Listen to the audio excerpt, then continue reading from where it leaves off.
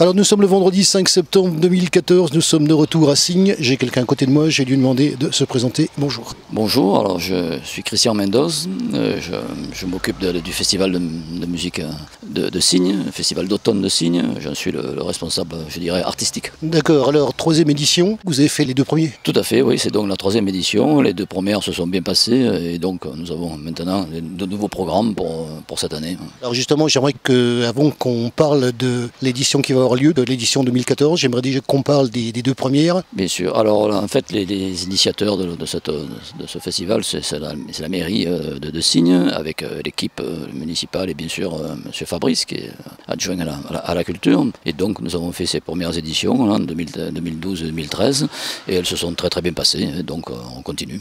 On a visité l'église tout à l'heure, l'église vous la connaissez. Parlez-moi déjà du son qu'il y a dans cette église. Vous qui êtes, je le rappelle au passage, musicien, si j'ai bien compris. Tout à fait, je suis musicien, je ne suis pas que directeur, bien sûr, je dirige un ensemble qui est connu, l'ensemble musique antiquois méditerranéen. Et l'église, bien sûr, ce qui est extraordinaire dans cette église, c'est qu'elle a une acoustique qui est parfaite, quoi. Pour la musique ancienne en général et pour la musique je dirais baroque en particulier. L'acoustique est magnifique, le lieu est superbe et c'est très important aussi d'avoir un lieu adéquat pour les musiques classiques. Au niveau de l'édition 2012, puis après on va arriver à celle de 2014, qu'est-ce qu'il y avait déjà d'abord comme style de musique et puis les personnes qui étaient invitées? Alors le style de musique est assez large, nous partons du XVIe siècle, des musiques du XVIe, de la Renaissance donc, et nous allons jusqu'à Mozart, Haydn, donc jusqu'à la fin du XVIIIe siècle. Et les deux premières éditions, elles étaient consacrées donc à des grands auteurs baroques. On a donné le Stabat Mater de Pergolèse par exemple, qui est une œuvre magnifique. Nous avons fait les 4 saisons de Vivaldi, qui sont très connues, néanmoins très très belles œuvres. Et puis nous avons fait aussi des danses de la Renaissance, des musiques autour des folias, c'est-à-dire des musiques de variation, des musiques espagnoles. On essaie d'avoir un panorama, si vous voulez, de la musique ancienne à cette époque. Deuxième édition, cette fois-ci en 2013, c'était l'année dernière. Et après on arrive à cette année. Oui, alors là aussi nous avons fait de belles choses avec des danses de la Renaissance. Nous avions donné aussi des concerts avec des sonates de Marcello. C'est un disque en fait que nous avions enregistré dans l'église, cette belle église, et nous avons donc donné l'intégrale de cette sonate, l'intégralité du disque, pardon, si vous voulez, et maintenant nous en sommes à la nouvelle édition. Alors on va parler du public, parce que le public déjà, est-ce qu'il a répondu présent à la première édition? Le public était présent à la première et à la seconde, sans problème. Est-ce qu'il y a eu une augmentation du public? Ça dépend des concerts, si vous voulez. Quand nous présentons des œuvres, bien sûr, qui sont connues, il y a forcément plus de monde que des œuvres méconnues, même si elles sont aussi belles. Mais dans l'ensemble, l'église a toujours été pleine, et bien sûr, l'année dernière, pour les 4 saisons, ça débordait.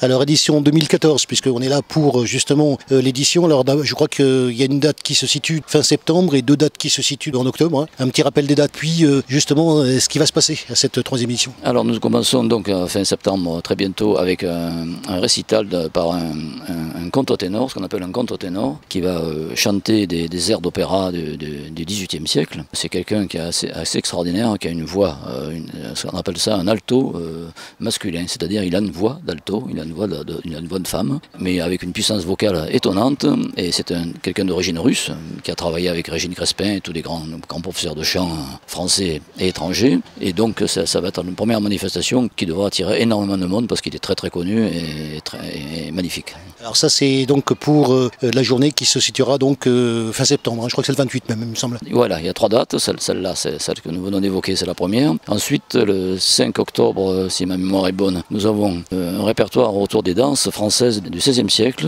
avec les compositeurs qui étaient à la cour d'Henri IV. Donc nous avons des danses des régions françaises, avec des pavanes, des bourrées, etc., avec un ensemble là de 10 musiciens. C'est un orchestre, je dirais, de Renaissance. Et ensuite, le dernier concert, nous terminons avec des musiques italiennes du XVIIIe siècle, avec une petite formation de 6 musiciens, avec une flûte à bec, moi-même, 2 violons, violoncelle, clavecin et des cordes, ce qu'on appelle les cordes pincées, c'est-à-dire un théorbe, luth, sistre. Et là, nous allons jouer des sonates et des trios et des petits concertos, ce qu'on appelle de chambre, da camera, comme disent les Italiens, avec la participation d'un violoniste italien qui est un des meilleurs violonistes mondiaux et qui joue sur un violon qui a appartenu à Paganini.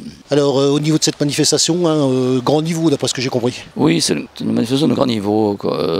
Bien sûr, c'est un festival qui est petit par la taille parce que bon, nous ne sommes pas au festival d'Aix, c'est certain, mais j'essaie quand même de présenter des choses qui sont de niveau international. Et le paradoxe même, c'est que nous, justement, en faisant des choses de niveau international, nous risquons d'avoir trop de monde dans l'église. Par exemple, l'année dernière, pour les 4 saisons, on avait un surplus de 60 personnes qui sont arrivées, qui sont restées debout parce qu'on ne pouvait pas les faire asseoir. Et je pense que cette année, on risque encore de renouveler ce problème-là. Donc le public, si vous voulez, le problème, c'est pas qu'ils viennent pas, c'est qu'ils viennent trop, qu'ils en viennent trop. En ce qui concerne cette troisième édition, qui va avoir lieu donc première date fin septembre, qu'est-ce qu'on peut en dire encore? Bien écoutez, je pense qu'on peut dire que ce festival s'annonce sous de bons augures. Le public, bon, je sais qu'il est là, il viendra.